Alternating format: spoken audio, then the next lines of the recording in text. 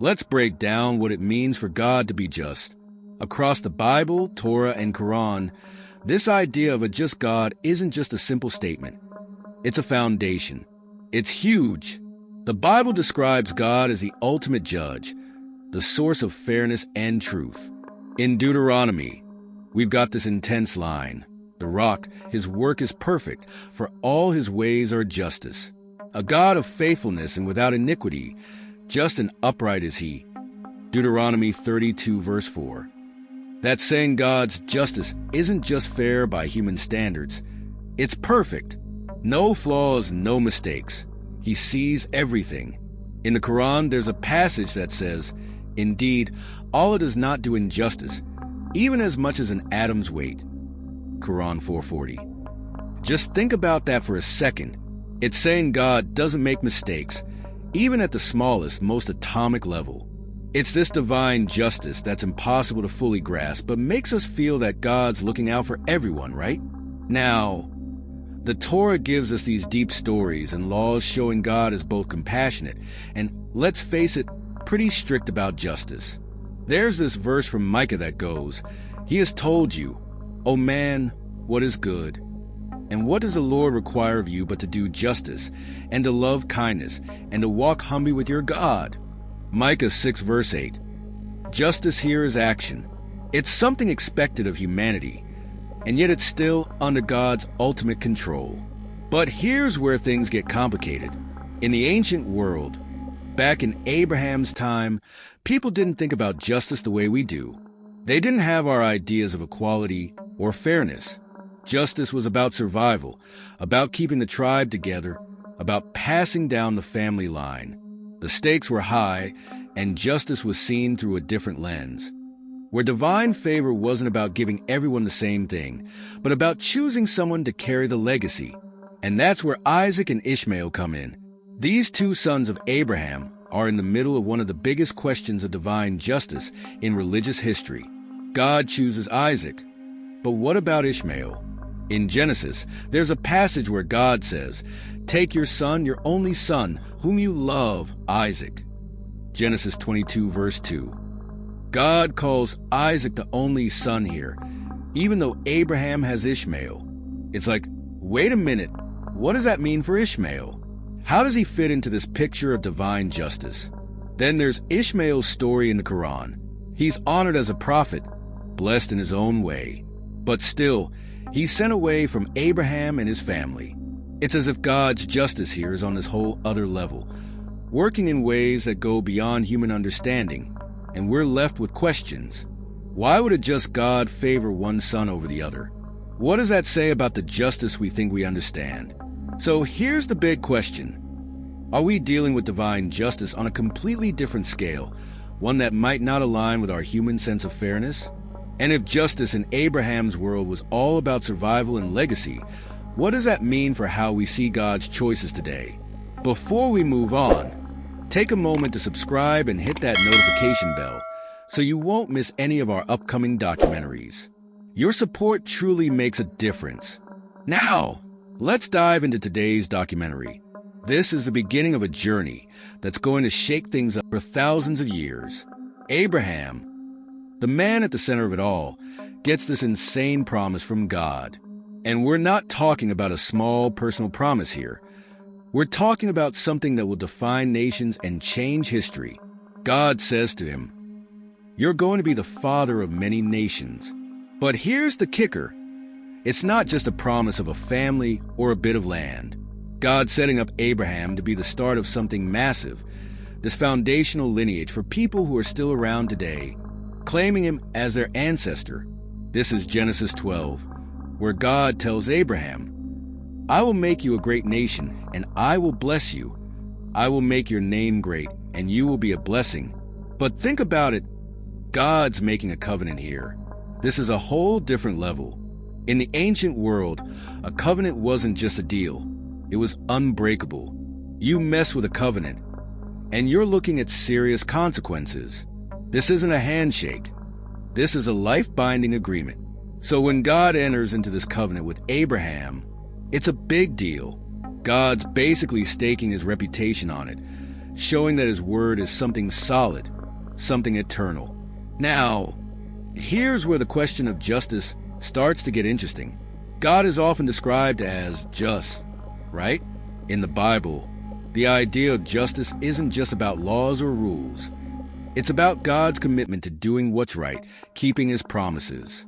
So, if God is just, then this promise to Abraham has to mean something. And yet, Abraham's life doesn't exactly get easy after this promise. He's still wandering. He's still waiting. No kids. No sign of a nation. Sarah and Abraham are getting older, and the clock's ticking. So, Sarah comes up with this plan.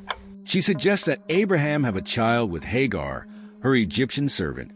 And man, it's wild because culturally, this was totally acceptable back then. But morally, emotionally, it's messy, really messy. Think about Hagar here. She doesn't really have a choice in this. She's a servant. So when Sarah tells her to go have a child with Abraham, she does. Hagar isn't asked, she's told. So she ends up pregnant with Abraham's child Ishmael, and what was supposed to be the solution turns into a new set of problems. Hagar's pregnancy stirs up all kinds of jealousy and resentment. Sarah, who wanted this plan in the first place, starts feeling bitter. It's almost like she sees Hagar as this rival, this reminder of what she can't have. And suddenly Hagar, who's just doing what she was told, becomes a target. Things get so intense that Hagar ends up fleeing into the wilderness. And here's where the story takes a huge turn. Hagar's out there, alone and desperate. And in a powerful twist, she's visited by an angel of God.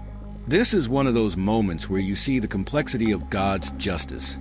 Because, honestly, you'd think if God is just, he'd stop Hagar from going through all this pain in the first place, right? But instead, God meets her in that suffering, in her lowest moment. The angel tells her, go back to your mistress and submit to her, but he also makes her a promise. God says that her son Ishmael will also become the father of a great nation. In Genesis 16, verse 10, he says, I will increase your descendants so much that they will be too numerous to count. So, what's going on here? This moment is huge. Hagar isn't from Abraham's lineage. She's not the chosen one, but she's still seen. God steps into her life, in her suffering, and gives her a promise. He doesn't take away her hardship, but he gives her hope. And that's complicated, right? Because God is a just God, but here he's allowing a lot of tough things to happen to Hagar. He doesn't erase the struggle. Instead, he acknowledges it and gives her a future. It's like he's saying, your story matters too. And what about Ishmael? This kid is Abraham's firstborn. And even though he's not the child of the covenant, God promises that he'll also become a great nation. So, God's justice here isn't this cut and dried thing. It's layered. Ishmael's story is woven into this whole epic, but it's on a different track than Isaac's. It's almost like God's plan is running on multiple paths, creating a larger story out of both suffering and promise. All right, here's where the story takes a real gut punch of a turn. Imagine this. Hagar, who's already been through hell, is about to face an even greater betrayal. Sarah, the very person who brought her into this mess by pushing her to have Abraham's child, now wants her out. She's done. She demands that Abraham send Hagar and Ishmael away for good. And this isn't just some family feud. This is exile. This is life or death in the wilderness. Think about the power imbalance here. Sarah has status. She's Abraham's wife, and Hagar, she's a servant, a foreigner, and a single mother. This demand is brutal. It's like kicking someone when they're already down. So, why does Sarah want this? Well, now she has her own son, Isaac, the one God promised. And maybe she's thinking, why share the inheritance? Why have this other kid, Ishmael, around as a constant reminder of the plan that didn't work out how I thought it would? So, Sarah's demand isn't just harsh. It feels calculated, almost like she wants to erase the part of the story she doesn't want to remember. And Abraham, he's stuck. This is his son, Ishmael, we're talking about. But Sarah's his wife. He's caught between loyalty to his wife and love for his son. And here's the kicker. You'd think God would step in, right? That he'd stop this injustice from happening. But no. In Genesis 21 verse 12, God actually tells Abraham to listen to Sarah. He says, "Do not be distressed about the boy and your slave woman. Listen to whatever Sarah tells you, because it is through Isaac that your offspring will be reckoned." Now, that's a tough pill to swallow. We're talking about a God who's supposed to be just, and yet he seems to be backing Sarah's decision to send Hagar and Ishmael away. How does that make sense? Is this God saying, yeah, go ahead with this harsh act? Or is there something bigger at play? Maybe it's not about the exile itself, but about what happens because of it. It's like God's letting this incredibly painful thing happen for reasons we can't fully see yet. And that brings us to a deeper question about divine silence. When God doesn't stop Sarah's demand, is it an endorsement? Or is it silence with purpose, allowing some larger plan to unfold? I mean, take a look at how often this kind of divine silence shows up in ancient texts. Sometimes God is loud.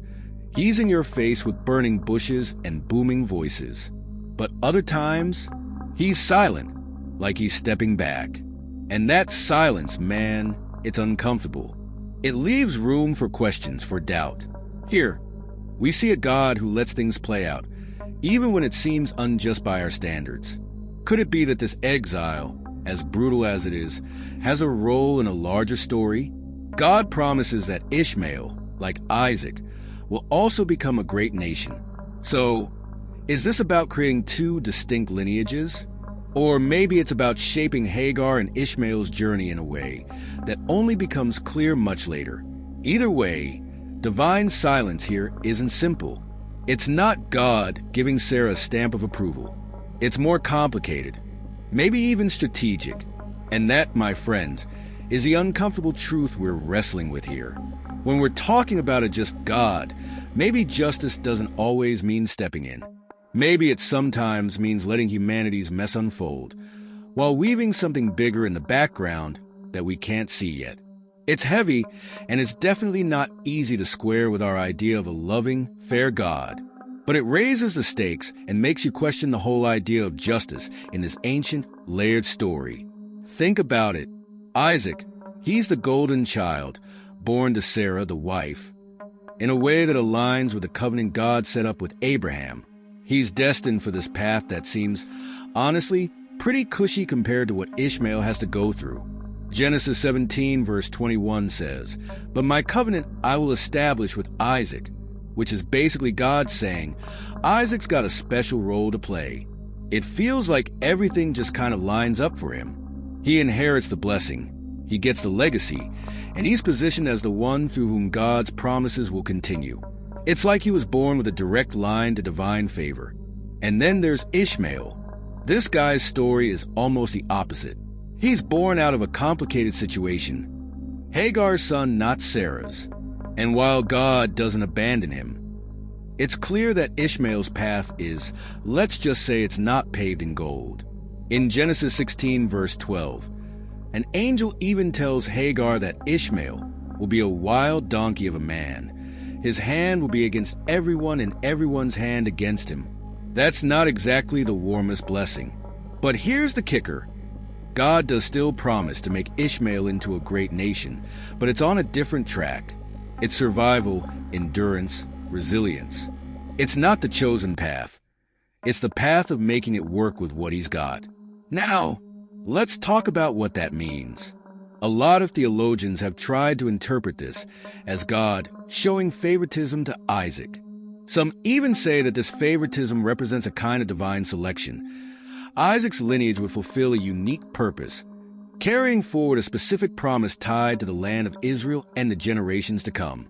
But is that really justice? Or is it something else? It's like we're looking at God's version of favor that's more strategic, like he's setting up a chessboard with each piece having a different role. Then there's the other perspective. Ishmael's journey isn't about getting everything handed to him. It's about resilience. His story shows that even when you're not the chosen one, there's a purpose in the struggle. Some scholars believe that Ishmael's journey represents a different kind of strength, a toughness that comes from being on the outside. In a way, maybe God's favor looks different for each brother. One's built on destiny and promise, the other on grit and survival. So, is this favoritism, or are we seeing two sides of the same coin? Isaac's path might seem like the favored one, but maybe Ishmael's path, as tough as it is just as essential. It's a type of favor that's hidden, that comes out of hardship instead of inheritance. And that brings us back to the big question. What does divine justice even mean here? God isn't playing favorites in the way humans might think. Instead, maybe he's laying out two distinct roles, both challenging, both meaningful, just in different ways. It's like each brother represents something about the human experience. Isaac's story is about faith in the promise. Ishmael's about resilience in the wilderness. Both are different, but they're both part of a bigger narrative that's unfolding over centuries. So, when we talk about justice, it might not be as simple as who gets the blessing and who doesn't. Maybe it's about understanding that God's favor can look like a straightforward blessing, or it can look like survival against the odds. And maybe, just maybe, that's what justice is in this ancient story. Different paths, different kinds of favor, all part of a plan that's way bigger than any one of us can see. Let's look at the interfaith perspectives on God's actions and justice. Now, picture this. You've got a world full of turmoil, and then boom, God seems to go silent. It's a concept that rattles a lot of people.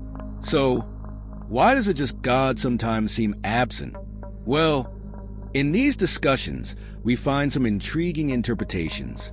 In Judaism, for instance, scholars emphasize the idea that God's silence can be a call for humanity to step up. It's about taking responsibility and becoming active participants in the divine plan. It's a powerful message. God might be waiting for us to act, to repair the world. Think about the notion of tikkun olam, or the concept of mending the world. This idea suggests that our actions are a direct reflection of our faith, and that silence is not abandonment, but an invitation to rise to the occasion. Now, when we turn to Christianity, we see a different flavor. In the story of Hagar and Ishmael, there's divine intervention when it seems most needed. God sends an angel to comfort Hagar, reaffirming that she's not alone and that her son will be a great nation. It's this beautiful moment of reassurance that highlights a fundamental aspect of God's character, a God who sees, hears, and responds, even when it feels like silence reigns. It raises an interesting question. Does divine silence serve as a setup for something greater, teaching us about God's unwavering presence through trials? Then, we move to Islam, where scholars share insights about God's justice that go beyond human comprehension. The silence can be a way for individuals to build resilience. The trials faced aren't just random acts of cruelty. They serve a purpose in developing inner strength. Here, the focus is on trust. Trust in a God whose plans are beyond our understanding. It's about cultivating patience and perseverance in the face of adversity, recognizing that hardship can lead to spiritual growth. So, could it be that God's decision to allow suffering is actually a test of faith? That through these challenges, we're molded into stronger, more compassionate beings? It's a radical thought. Each of these traditions points to a deeper truth, that divine justice is not merely about reward and punishment.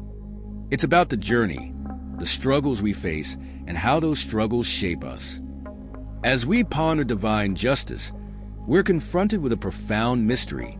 It forces us to ask ourselves, what does justice look like in the eyes of God? Is it the same as our understanding of right and wrong? The reality is, divine justice transcends our human notions. It's a concept that's fluid, challenging, and deeply intertwined with faith. Perhaps the lessons here are about more than just fairness. They're about resilience, growth, and the ongoing quest for understanding. In this world, where life throws curveballs and challenges, we're encouraged to embrace that mystery. The stories of Isaac and Ishmael teach us that faith isn't about having all the answers. It's about navigating the uncertainties and finding strength in adversity. They remind us that while we may not always understand God's ways, we can still trust that there's a purpose behind the struggle. Thank you for watching. If you found this video helpful, please subscribe and give it a thumbs up. Your support inspires us to keep creating amazing content.